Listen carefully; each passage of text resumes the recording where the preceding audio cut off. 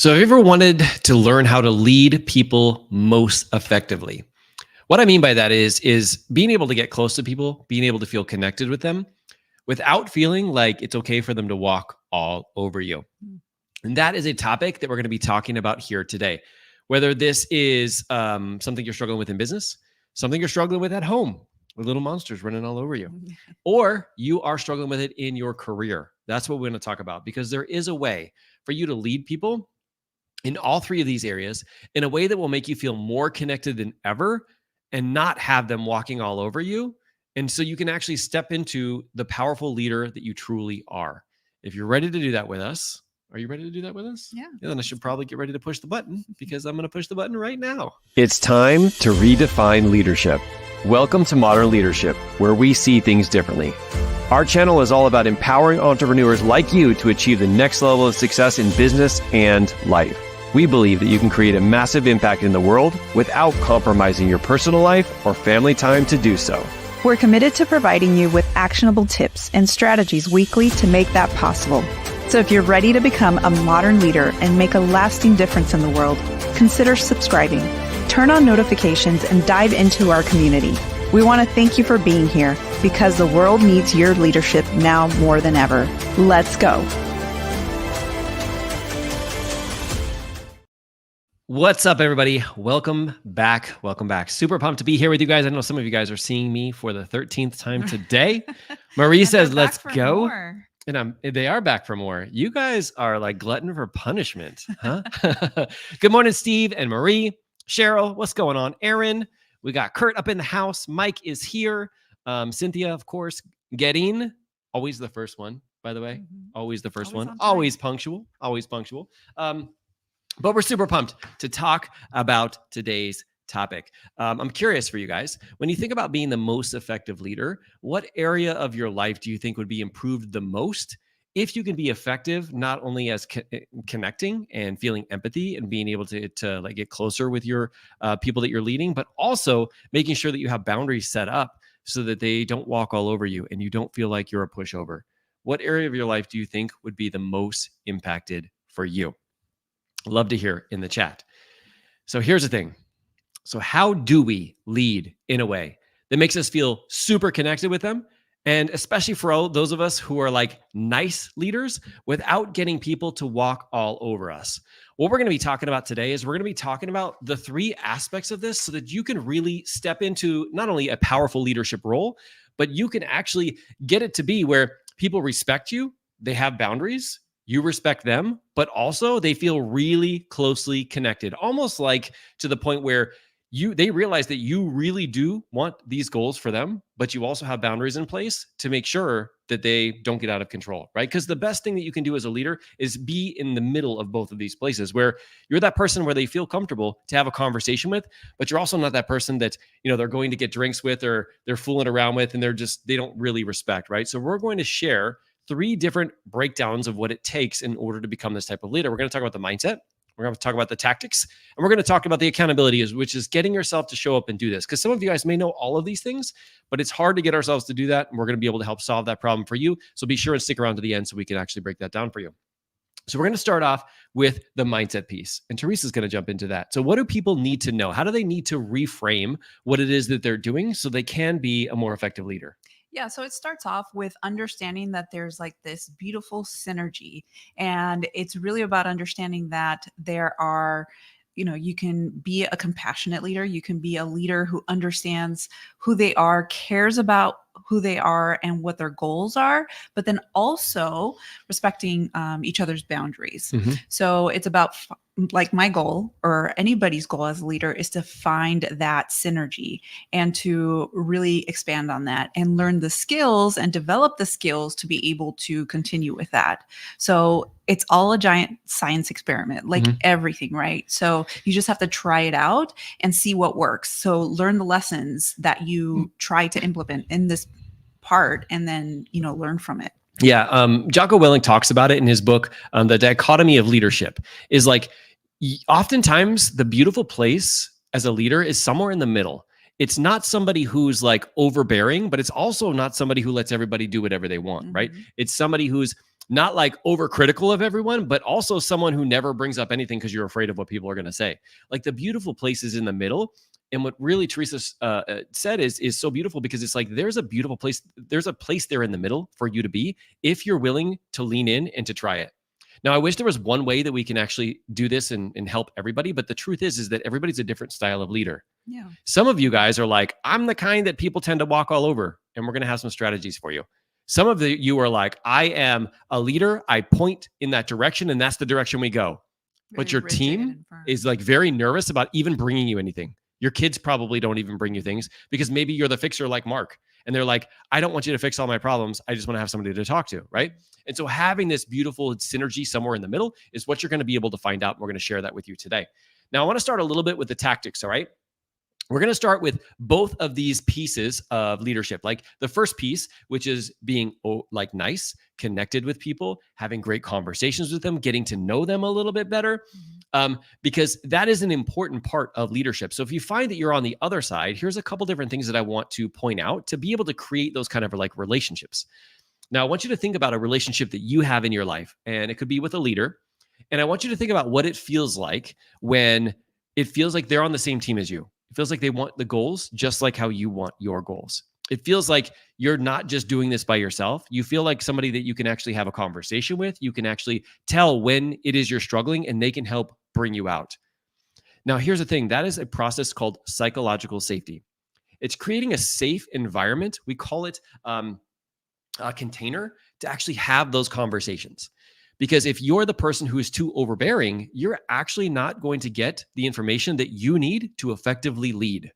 I remember even working at LAPD, for the people who were like the really overbearing, like the micromanagers, the ones who were telling everyone what to do, nobody would ever tell them when things were going wrong or when it was a bad idea, or maybe even like when somebody's life was in danger because of X, Y, and Z. And it's crazy to even think about that, but it's what happens when you don't create a safe environment.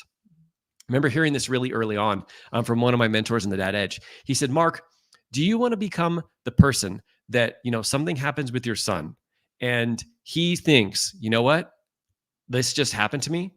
My dad cannot find out. Or do you want to be the type of father that he goes, this just happened to me. I need to call my dad because we are going to figure this out. And that's the difference between creating an environment of psychological safety and creating an environment where people don't feel comfortable sharing that with you. Right? So how we do this is we start making sure that we don't overreact when people bring us stuff. Here's the thing. As a leader, we have to be like emotionally resilient, which means maybe on the inside, you're screaming and you're like, what? Why would you do that? But on the outside, you have to be cool, calm, and collected. One of the things that I think about is like, I have to have the lowest heart rate and heartbeat in the room. Most of the time I do, because I do some running and I get my watch notification telling me that I'm not. Yeah. But when you think about that being the lowest heartbeat in the room, and you're setting yourself up by not overreacting. So when your kids, when somebody else in a business partner or a client or somebody brings you something, I don't want you to go like, oh my God, why would you do that? Can you see what you're doing? You're actually you're not going to have that repeated where they're going to share that information when you want to know it. And trust me, you're going to want to know it, because if you don't know it, you can't fix it, can't make any adjustments, right? And so being attuned to this and saying, okay, I've just got to make sure I'm not the person that overreacts, that when people bring things to me, I have a level head. I'm able to like communicate effectively in that situation. And I want everybody to be able to win. All right.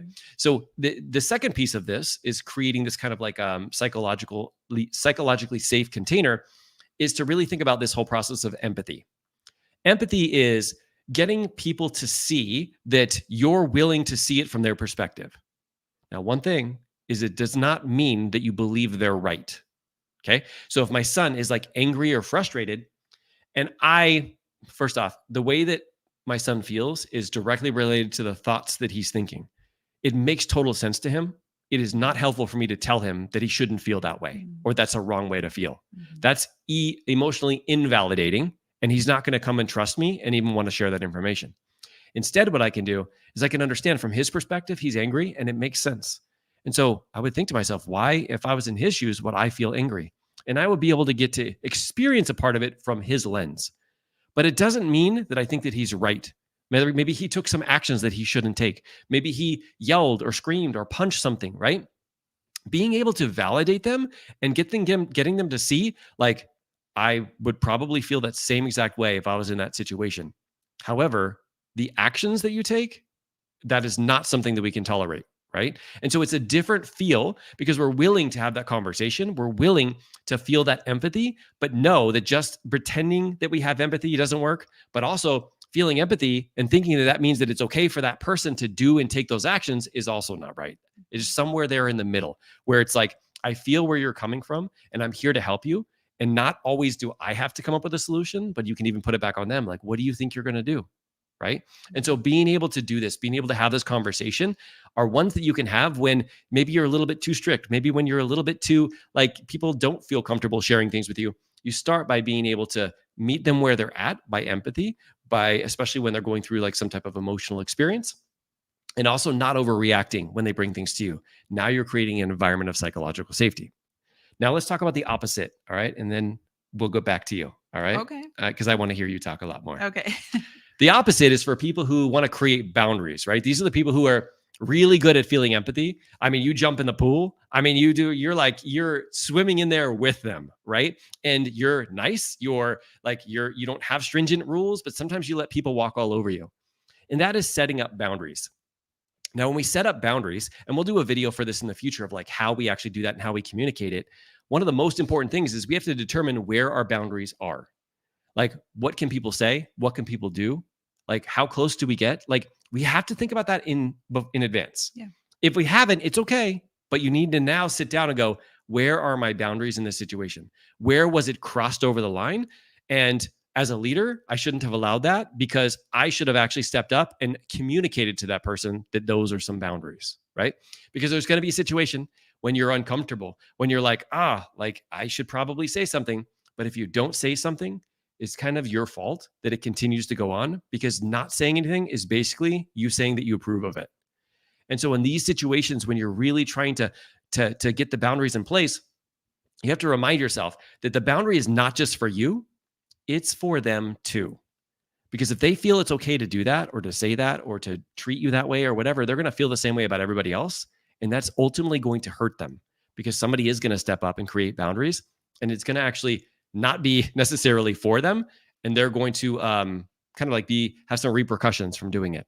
Instead, being able to have this conversation, being able to set what those boundaries are and doing it in advance is really powerful. And communicating it so that people know where that is, and then calling it out when it gets infringed, right? The second part of boundaries, which is like actually sticking to them, it's probably the hardest part. You guys can all sit down and think about how beautiful the boundaries would be, but when they get when somebody infringes on them, you've got to ask yourself, what am I going to do when somebody infringes on my boundaries? And it usually means you talking up, you saying something, because remember, it's the greatest gift not only you can give yourself, but it's also a great gift to give them so they know where the boundaries are. Because if they don't know, like, how are they even going to know what to do and what not to do? It's not fair to them. 100%. So those are two tactics for you to lean in to become this most effective leader. Now, there's a third part, and I want Teresa to talk about it, because if you get these first two parts, you got the mindset of like, there's a beautiful synergy in here in the middle. I'm going to practice. I'm going to think about what it is that I do as a leader. I'm going to think about my strengths and my weaknesses. And I'm going to make sure that I'm constantly growing and not making this mean something about me or about the other people that I'm leading. I'm actually just going to find the synergy for me. And then taking these two tools that I just gave you, the psychological safety, the empathy, and really being able to develop yourself into a more effective leader is awesome. But if you don't have a way to get yourself to do it, that's where we're kind of like missing out on. So let's talk about the third piece, which is accountability, which I think is really honestly the most important piece of all. So how do you get yourself to be an effective leader? Because it's those times when you feel most comfortable or uncomfortable that it's time to step up and actually step into your leadership role. So how do you get yourself to do that? Yeah. So like Mark was saying, it's not just about knowing what to do, it's actually doing it, because that's where you learn.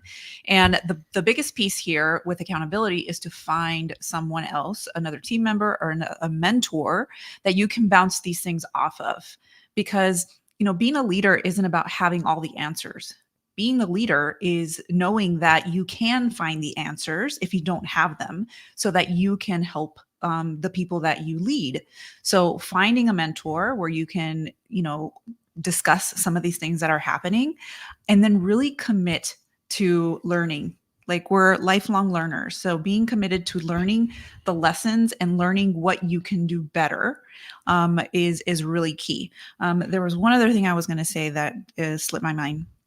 Oh, being a leader is really about, it's not just about you growing as a leader. It's about, and not just having followers, it's about actually lifting up other leaders. Mm-hmm. So as you do this, as you practice, as you, incorporate these tactics and, bounce ideas off of other mentors, you become a better leader, but you also teach others how to be better leaders, right? So you're lifting other leaders, you're creating and developing other leaders yourself. I love that. I love that. That's another powerful story to tap into, is when I actually set these boundaries in place, when I follow these 3 things, not only do I become the leader that I want to be, but I actually become the leader that other people will want to follow. Mm-hmm. And I duplicate myself instead of having to all do it myself. I love that. Yeah. That is so awesome. So awesome. Okay, guys, we have one more thing that we actually want to talk about in terms of this last piece. But we want to get your guys' questions from the first little bit of this. So talking about like the mindset, the tactics, and the accountability, we want to really hear from you. What kind of like questions, or maybe what are some things that have come up that maybe we can help for you guys that are here live on the training, to help guide you through maybe some examples or some things that we've used in our life, also in our careers, also in our business, to be able to help you through. So who would love to ask us a question related to this, or maybe have any follow-up questions based off of what we taught? And then we want to break down one thing that as a leader, it can get very difficult, could be a very difficult thing to do. And that is figuring out the areas that you have the greatest opportunity to grow, but then also actually being willing to lean in and grow and not come from a place of shame, guilt, or humiliation, because that will create a terrible environment for other people when you're actually beating yourself up for the progress and the growth that you have, the opportunities that you have when you go down a different path. But before we do, I want to see who has something that has happened, or maybe a question that you have that we can help answer for you. Yeah, so Cynthia says that an employee said that what she said was offensive. We may need a little bit more context, but we might. But I'm gonna hit this one up though real quick. Mm-hmm. One of the things that we can do, guys, and I'm just gonna say this from experience, because I've seen and been in a lot of leadership roles, but also I've been in a role where I was in internal affairs for LAPD. Now, in that situation, I saw there was a lot of times when people would get into a conflict, okay? And instead of de-escalating it, they would escalate it. People would get hurt. Sometimes people would get shot. It was terrible what would happen. And so when I think about a question like this, I actually think about like how we can actually de-escalate a situation when somebody says, that was offensive. Why did you say that, right? So when we think about empathy in this situation, one of the things that we don't want to do is say, well, I didn't mean it that way. We're like, that must be on you. Like, why are you feeling that way? Like, this is a aggressive way to kind of push back on it. And I got to tell you, 10 times out of 10, it's not going to turn into a really good conversation, right? Instead, we want to turn on our coaching hat and ask ourselves, I wonder what about this made her feel like what I said was offensive? Because I know that I don't necessarily go out there and go, I can't wait to say an offensive thing to someone today. But sometimes I do. And so when that happens, I want to call out to it. And I want to call out to it like, I'm sorry that something that I did or said like made you feel that way. I would love to hear like what it is, because I never want to actually make people feel that way ever again. And I do want to apologize for the facts that happened. But I do kind of like want to hear what is it that I said or did that was offensive, right? And so now you're starting a conversation. See, Cynthia, what most people will do as a boss is they'll just ignore it, or they'll go past it, or they'll just, like I said before, they'll be like, well, I'm sorry you feel that way. This is the rules. Yeah, and they take it personal. And then either the boss will take it personal or the other person will take it personal. Really, everybody takes it personal, rather than saying, oh man, like let's go behind closed doors and let's see, like, what is it that I said that made you feel that way? Because I definitely don't want to make you feel that way. You're a valuable person, part of this team, valuable human, and I don't want you to feel that way. So obviously something must be on my part. Let's actually chat about it. I want to see what I can do better. Think about, as a leader, how you would respond to if your leader said something that was offensive and then that person came out that way, versus just deal with it. This is just what you have to do. right? This is the environment of psychological safety. It's being willing to have those tough conversations, to take the ownership on yourself and to see what comes out of it, right? You're not saying the other person is right or wrong for feeling that way, but they feel that way. So, I mean, you're not going to be able to just turn it around in a second, but you want to get some details about like what it is that you did that made them feel that way so that you don't make people feel that way ever again. And you may find out, Cynthia, you may be like, well, I could see how you could feel that way, but I have no idea what, like there must be like something going on in their background or something going on at home or something that, but still you're now aware of what the thing is. So now you have the power to change it if you choose. Does that make sense? Mm-hmm. So it's really powerful because you can ask a great question to be able to connect with them and find out what it is that they did. Yeah. And there is a follow-up here. Okay. What is it? Cynthia says she was being rude to another employee while training. She asked her what she could do or what she could have done better, being the bigger person here in the fight. So sure, she was being rude to another employee while training. I asked her what she could have done different.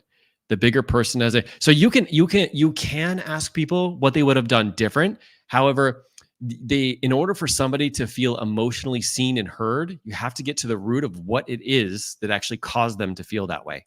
So, Cynthia, I know you're in our life coach certification, and we go through the head voice before we get to the heart voice, right? And so if somebody says something or does something, and we really want to connect with them, we want to find out why they're feeling that way, because it's not wrong to feel that way, but we have more information.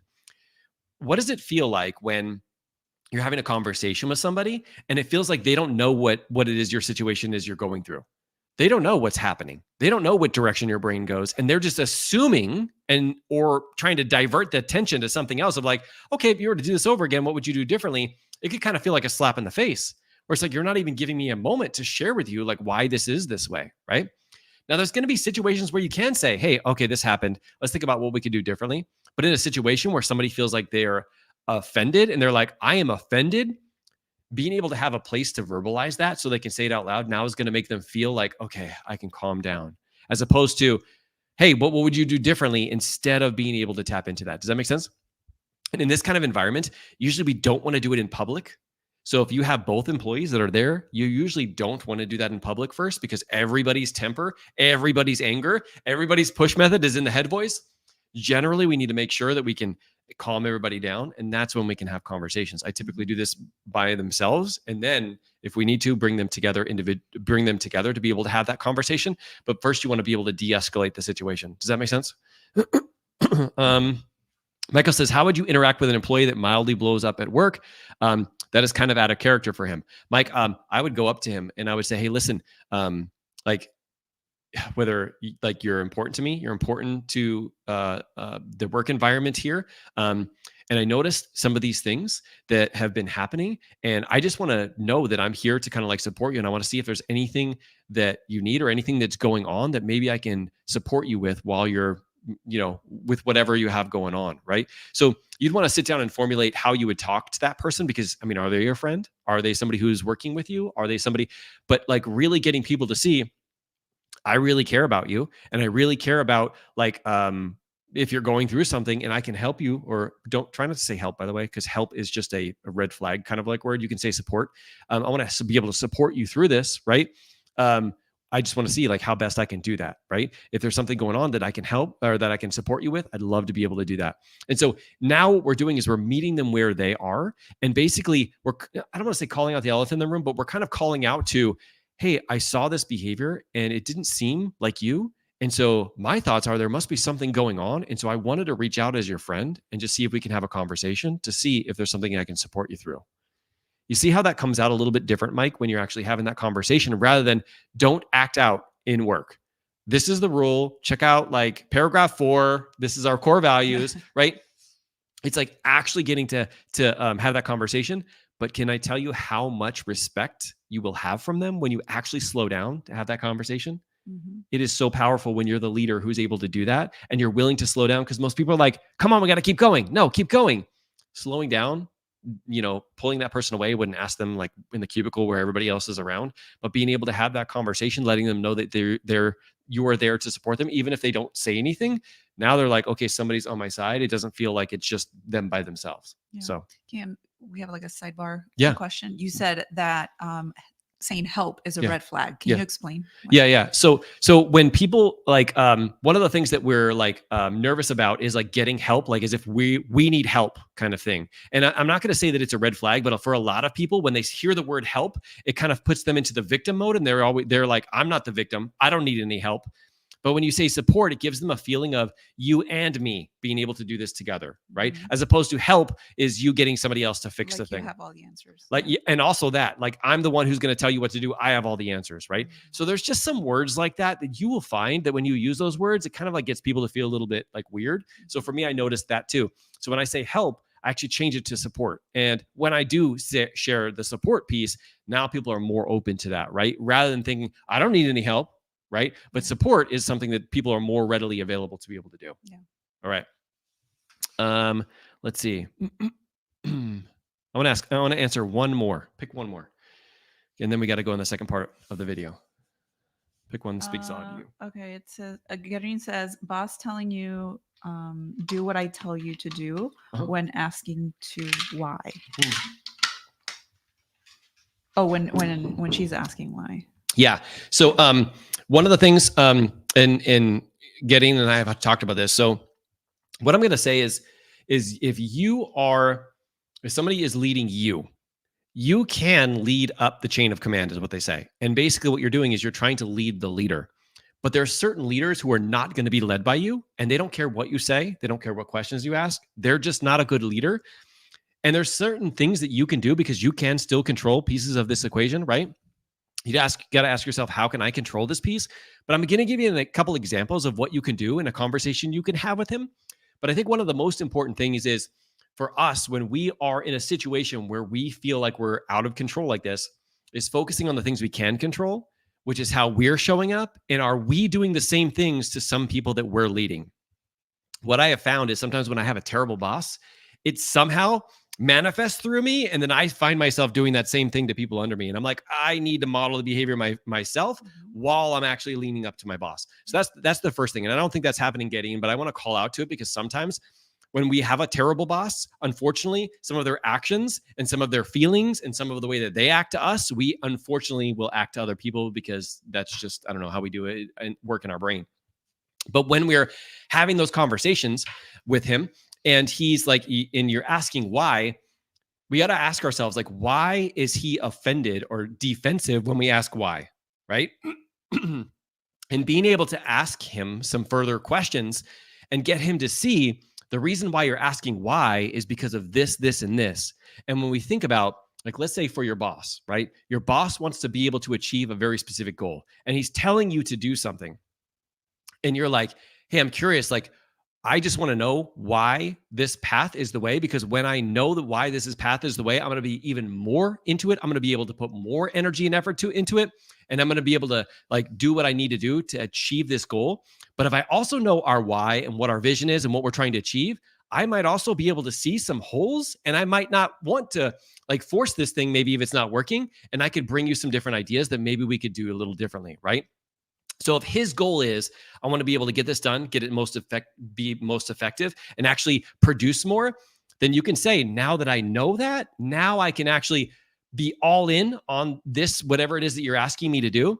But then along the way, if I see that there's something different, if I see like something that's going off the rails, I can tell you.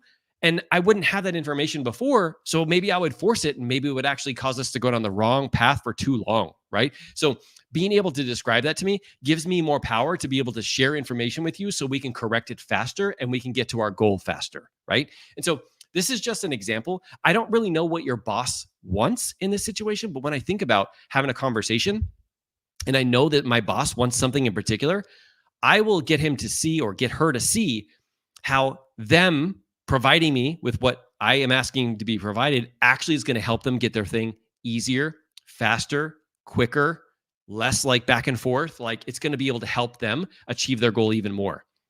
All that to say, if you have a terrible boss, they're like, because I told you to. Mm-hmm. I mean, I don't know how many of you guys, when you were growing up as kids, that's what your parents said. Because I told you to. Because I said so. Right? Because I said so. Yeah. Right? And that worked really, really well. Right? But unfortunately, people carry those things into the real life. And then, you know, that's how they lead people. unfortunately. But a lot of times when people go back into that, it's because they're personally stressed. Yeah. Because they have personal things that are going on too. So being able to also see from your boss's perspective, where he's like, he just wants to get this done. He probably thinks that me asking this is like a ploy to slow down, but how can I show them this is actually a reason to speed up, right? Or maybe something you can take off his plate, because maybe right now he's got too much stuff going on. And if you can get to see like, hey, I know you have a ton of stuff going on, like doing this is actually going to help us take it off your plate.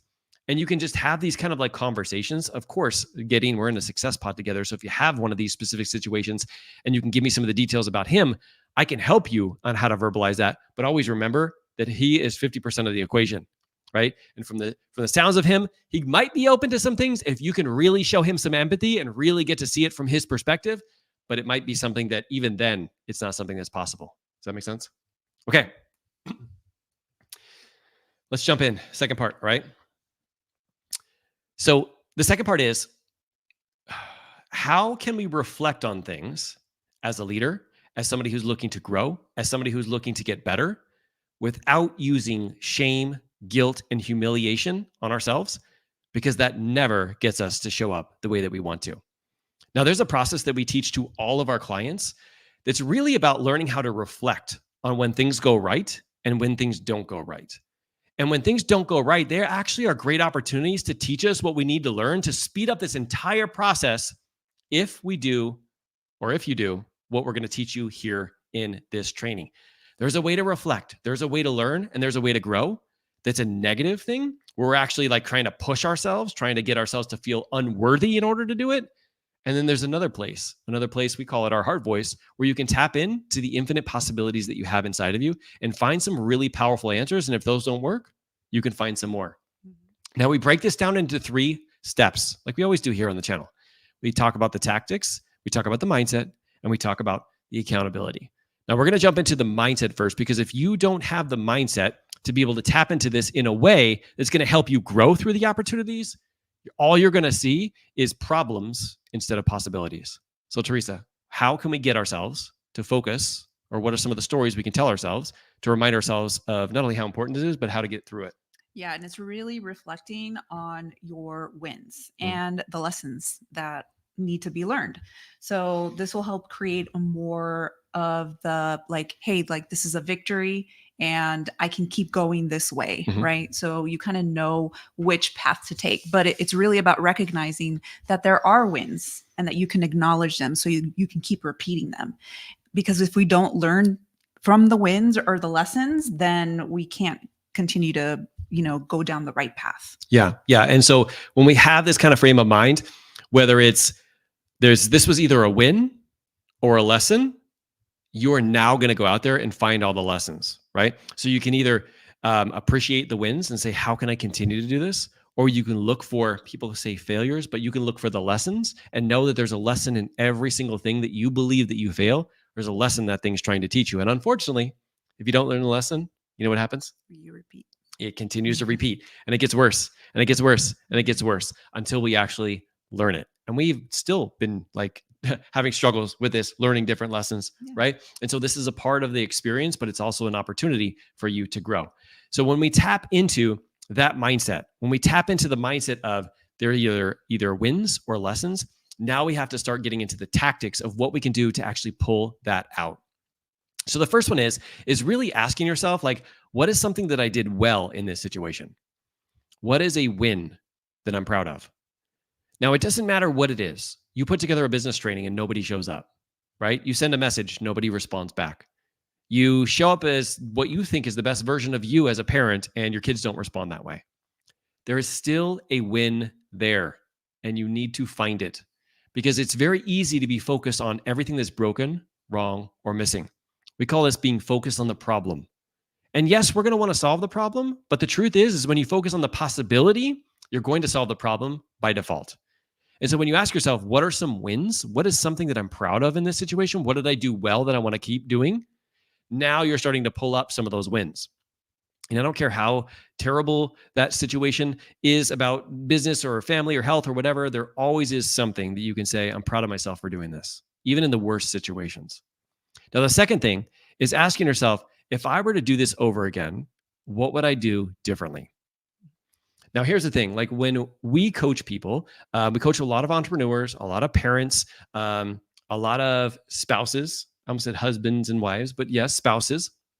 We talk a lot about being focused on how we can take some of the lessons that we're learning every single week and we can actually move them forward into the next week, as long as we don't use shame, guilt, or humiliation, right? This could sound like this. Why did I do that? Why do I suck? Why am I not being a good parent? Why am I not working out? Why is my business not growing? Why am I stuck? What kind of good questions or answers can you get out of those questions? And there's no good answers out of those questions. There's just focused more on what's broken, wrong, or missing. What's wrong with us? What's wrong with our business? What's wrong with our spouse? What's wrong with whatever, right?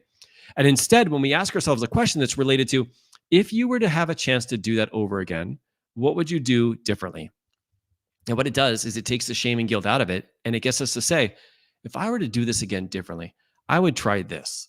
I would make this adjustment. I would make this move. I would respond this way. I would keep my cool.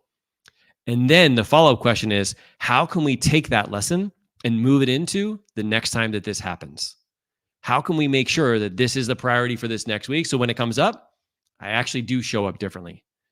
And this is how growth works, is when you're able to ask yourself that question, what was the wins, right? But then also, what are the lessons and what are they trying to teach me? And if I were to do this over again, what would I do differently? Now you get to bring those lessons with you without the shame, the guilt, humiliation. Now, the reason why we say this all the time is because when you shame or guilt yourself, I want you to think about this, especially if you have kids. If you are their superhuman, their super mom, super dad, the person they look up to, and you shame and guilt yourself and beat yourself up, I don't care if you're not verbalizing it, you're showing it in your energy. You're showing it how you show up. And when we are actually showing our kids how we do that, think about from their perspective, they're like, their super mom or super dad. Like when they think about us beating ourselves up, they must be like, oh man, if my mom and dad think that's about them, then that might be the same thing with me. And see, what we can do is we can inadvertently, we don't realize it, we're treating ourselves that way. But I know I talked to a lot of you guys and you would say, I would never talk to anyone else like that, right? And so when we can reframe this and we can think about like, I want to be the role model for my kids and I want to make sure that I talk to myself just like I would talk to them. And when you do, you actually model the behavior for them instead of using the shame, guilt, humiliation. Because you will notice that if you use that against yourself, you'll start using it against other people. You'll start, using that and kind of like as a weapon, and it'll actually deteriorate not only your conversation, but your connection. That's why it's never a great thing to shame or guilt yourself, because then you'll start using it for other people too. And that is not how, I don't know about you, that is not how I want to show up. I want to show up as the best version of me. And how we do that is by leaning into the possibilities, not to the problems.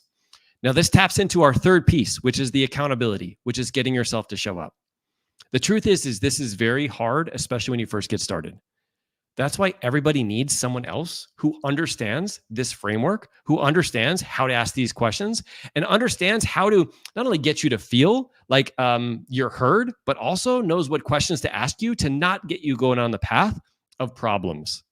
Whether that's a coach, whether that's a community, whether that's a team, whether that's a YouTube channel, like I don't care where you find it, but finding someone or a team or something that can make sure that you're on the right path, that is asking you powerful questions, that pulls you into possibility versus the problems is critical. That's why we have this team. That's why we have our YouTube channel. That's why we have our inner circle here on YouTube. That's why we have all the success pods, all the things that we do, because when you're able to ask these levels of questions, and sometimes it's hard to ask yourself and find those, when somebody else asks you it, it's incredible how it will transform not only how you feel, but also how you show up and really the results that you get. So make sure if you are somebody who struggles with this, that you put yourself in an environment that will help you to continue to level up and to continue to ask these powerful questions. Because the truth is your potential is infinite. You were put on this planet for a reason. You're here because of the awesomeness that you are, and you have really powerful strengths. And if we can continue to tap into that, we can continue for you to use that as a light for others. It will change the game, not only for you and for your family, but for the world. And so when we think about leaning into these types of questions, be willing to put yourself out there, be willing to have these conversations with a mentor or somebody that you trust, and then steer those conversations based off of what you're proud of, what went well, and what you would do differently. And I promise you, you'll come back to this channel, you'll come back to me, you'll send a message to Teresa saying how much this has transformed you. And the truth is those things were always present. It's just that you weren't aware of them until they asked the question. All right, guys.